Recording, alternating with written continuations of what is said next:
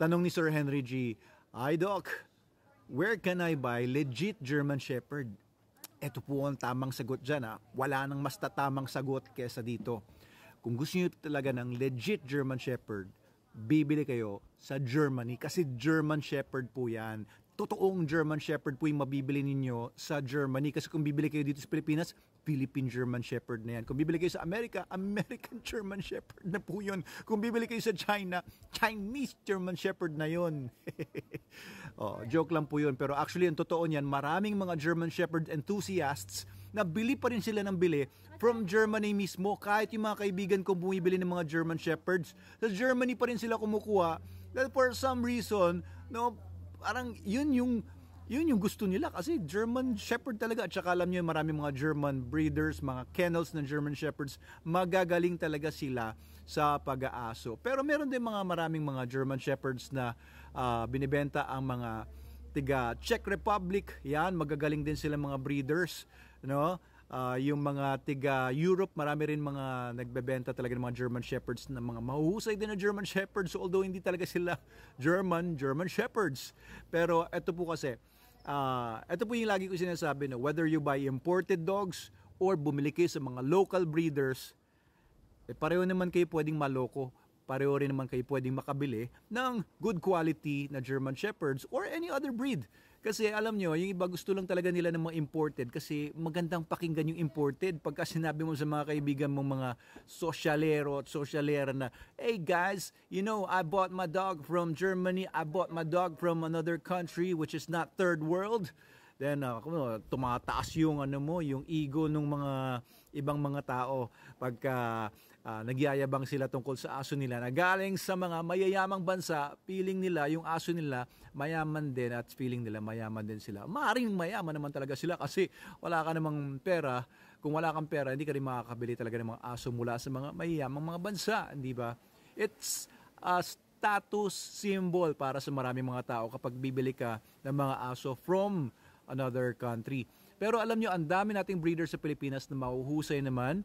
If you want to get really good dogs, then hanap kayo ng reputable breeder. No, dito sa Pilipinas, marami po, no? Pero hindi ko lang, I've not been into the German Shepherd market for quite a long time na. Last time I was into the German Shepherd market, I was looking for German Shepherds to supply, I think I was looking to supply Iraq pa yata noon nung naghahanap ako ng mga dogs na isusupply sa Iraqi government, particularly the Ministry of Defense and Agriculture and Ministry of Interior.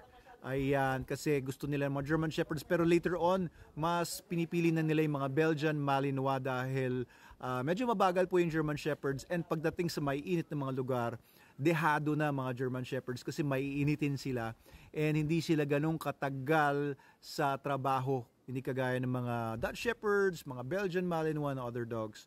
So, if you really want to get a legit German Shepherd, depende po yun sa budget ninyo. Depende po yan sa kung ano ang tingin ninyo, anong purpose ninyo doon sa German Shepherd kasi dalawang klase po yan. No?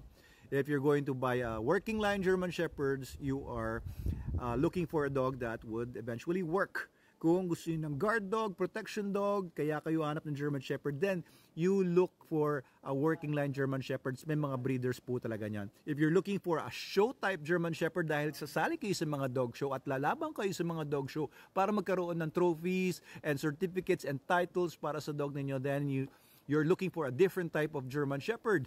Doon kayo pupunta sa mga laging nasa mga dog shows. Huwag kayo pupunta doon sa mga backyard breeders lang na who have never seen or who are not campaigning their dogs sa mga dog shows. So magkaiba po yan. If you want working line German Shepherds, then go to the people who really work their dogs, especially yung mga nasa K9, kagaya namin sa Manalo K9. But recently, I haven't been breeding any German Shepherds. Una, mahirap sila i-breed compared sa mga Belgian Malinois. Pangalawa, mas dehado nga po sila pagdating sa trabaho. Mas mahirap silang palakihin. The last German Shepherd that I really loved na personal dog ko was a big German Shepherd na long-haired na ang pinangalan ko sa kanya ay si Bato.